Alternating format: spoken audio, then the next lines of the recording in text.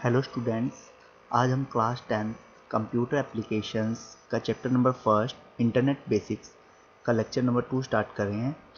इससे पहले हमने इंटरनेट के बारे में, इंटरनेट के कंपोनेंट्स के बारे में, वर्ल्ड वाइड वेब के बारे में, इंटरनेट और वर्ल्ड वाइड वेब में क्या डिफरेंस होता है और इंटरनेट की कुछ टर्मिनोलॉजी के बारे में पढ़ा था। इस लेक्चर के अंदर हम पढ़ेंगे कि वेब ब्राउज़र क्या होता है, वेब सर्वर क्या होता है, वेबसाइट्स क्या होती हैं, वेब पेज क्या होते हैं। तो समय न गवाते हुए हम इस लेक्चर को स्टार्ट करते हैं। Let's start the lecture. सबसे पहले हम पढ़ रहे हैं वेब सर्वर के बारे में। तो बच्चों, वेब सर्वर क्या होता है? वेब सर्वर 2 वर्ड से मिलकर बना है। पहला है वेब एंड दूसरा है सर्वर। इसका मतलब है कि ऐसा सर्वर जो क्या प्रोवाइड कर रहा है, वेब कंटेंट को प्रोवाइड कर रहा है। क्या प्रोवाइड कर रहा है? Web content. ऐसा सर्वर जो वेब कंटेंट प्रोवाइड कर रहा है। मीन्स क्या हुआ? ऐसा सर्वर जो रिस्पॉन्सिबल है वेब कंटेंट को प्रोवाइड करने में, उसे क्या कहा जाता है? वेब सर्वर कहा जाता है। अब वेब सर्वर्स की कुछ और डेफिनेशंस भी हैं, जैसे कि देखिए, a computer program which delivers web contents using HTTP over the world wide web. ऐसा कंप्यूटर प्रोग्राम जो क्या कर रहा है? वेब कंटेंट को डिलीवर कर रहा है HTTP का यूज़ करके, हाइपर टेक्स्ट ट्रांसफ़र प्रोटोकॉल का यूज़ करके।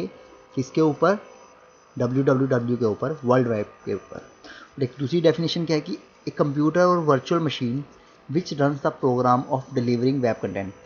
ऐसा कंप्यूटर या कोई वर्चुअल मशीन जो क्या कर रही है? किसी भी प्रोग्राम को चला रही है, डिलीवर कर रही है।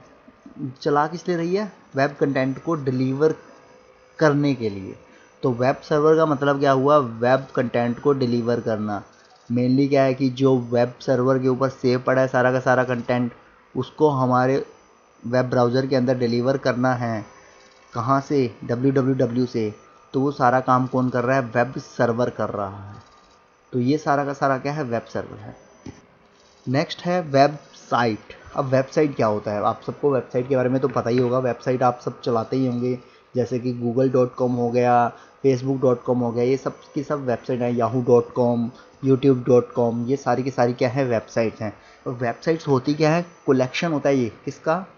वेब पेजेस का। जो अलग अलग वेब पेजेस को जब इकट्ठा करके एक वेबसाइट बना दी जाती है। और इन वेब पेजेस के अंदर क्या क्या कंटेन होता है? इमेजेस, वीडियोस, कुछ दूसरा डिजिटल मीडिया, हाइपर लिंक्स, ये सब कुछ होते हैं। और इन सबको पहचानते किससे? हम इनके डोमेन नेम से। जो इस वेबसाइट का एड्रेस होता है उसको क्या कहा जाता है? डोमेन नेम कहा जाता है। और ये सारी की सारी वेबसाइट्स कौन सी लैंग्वेज में रिटन होती हैं?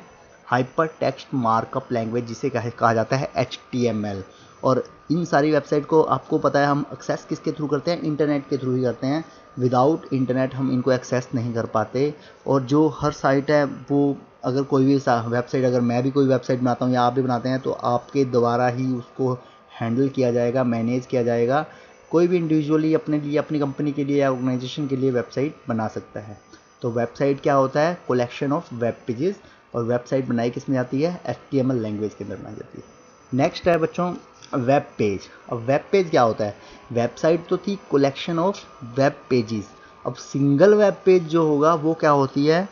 उसको वेब पेज कहा जाता है। और वेब पेज जो होता है वो भी HTML लैंग्वेज के अंदर ही राइट किया जाता है इसकी कोडिंग। और इसको स्टोर कहाँ किया जाता है? वेब सर्वर के अंदर किया जाता है। इसको डिजिटल पेज भी कहा जाता है, क्योंकि इसके अंदर text, hyperlink, videos, audios, images, table, सब कुछ इसके अंदर रहता है। और जो वेब पेज जो होते हैं उनको हम आइडेंटिफाई करते हैं उनके यूनिक वेब एड्रेस के द्वारा, जिसको क्या कहा जाता है? यूनिफॉर्म रिसोर्स लोकेटर भी कहा जाता है, या वेब एड्रेस भी कहा जाता है। अब सिंगल वेब पेज, अगर आपसे क्वेश्चन पूछ लिया जाए कि होम पेज क्या होता है, तो होम पेज क्या होता है बच्चों? जो पहला पेज होता है किसी भी वेबसाइट का, उसको क्या कहते हैं? होम पेज कहते हैं। एक वेबसाइट के अंदर बहुत सारे पेज होते हैं, बट उसके अंदर जो सबसे पहला पेज होगा ना, उसको होम पेज कहा जाएगा। नेक्स्ट है वेब ब्राउज़र। अब देखिए, आपने वेबसाइट भी पढ़ लिया, वेब सर्वर भी पढ़ लिया, वेब पेज भी पढ़ लिया। वेब ब्राउज़र क्या है? वेब ब्राउज़र एक सॉफ्टवेयर है। ऐसा सॉफ्टवेयर जिसके ऊपर हम वेबसाइट्स को ओपन कर सकते हैं। वेबसाइट ब्राउज़र क्या है? एक ऐसा सॉफ्टवेयर है जिसके ऊपर हम वेबसाइट्स को व्यूज़ कर सकते हैं, देख सकते हैं। जो ब्राउज़र होता है उसका इंटरफेस होता है किसके बीच में? User and world wide web के अंदर।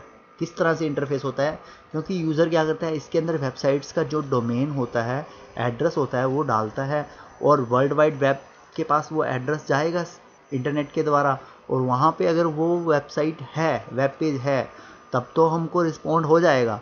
अगर वो वेबसाइट नहीं है तो हमारे वेब ब्राउज़र के ऊपर उसका रिज़ल्ट नो में आ जाएगा, या हमको फाइंड नहीं होगा, इस तरह का कुछ रिज़ल्ट आ जाएगा। अगर फाइंड हो जाएगा तो वो वेबसाइट, मान लीजिए फॉर एग्जांपल आपने www.google.com ओपन करना है, तो आप www.google.com वेब ब्राउज़र में आपने ओपन करने के लिए डाल दिया और सर्च करना स्टार्ट किया। ये सारा काम बहुत ही कम सेकंड में हो जाता है। अब अगर वो वेबसाइट है वर्ल्ड वाइड वेब के अंदर, तो आपके कंप्यूटर या लैपटॉप पे ओपन हो जाएगी। अगर नहीं है तो वो ओपन नहीं होती। आप ओपन करते टाइम देखते भी होंगे कि बहुत ही कम टाइम में वो ओपन हो जाती है। उसका रीज़न क्या है, वो डिपेंड करता है आपके इंटरनेट की स्पीड के ऊपर। किस पे डिपेंड करता है, इंटरनेट की स्पीड। अगर आपकी इंटरनेट की स्पीड स्लो है तो वो घूमता रहेगा घूमता रहेगा घूमता रहेगा, और ज़्यादा स्लो है तो टाइम आउट भी हो सकता है गूगल खुलने में। ये सब कुछ पहले के टाइम में बहुत होता था, बट अब तो स्पीड बहुत ज़्यादा इंटरनेट की हो चुकी है, तो आजकल तो बहुत ही कम सेकंड्स के अंदर, माइनर सेकंड्स होते हैं, उनमें आपके सामने वेबसाइट्स ओपन हो जाती हैं। कुछ वेब ब्राउज़र्स के जो एग्जांपल्स हैं वो हैं Google Chrome, Mozilla Firefox, opera. ये सारे के सारे ग्राफिकल यूज़र इंटरफेस वाले जो एग्जांपल्स थे, और जो टेक्स्ट बेस्ड जो एग्जांपल है वो है लिनक्स। अब इनको क्या करते हैं, हम अपने कंप्यूटर पे या लैपटॉप पे इंस्टॉल करते हैं, उसके बाद ही हम वेबसाइट्स को ओपन कर सकते हैं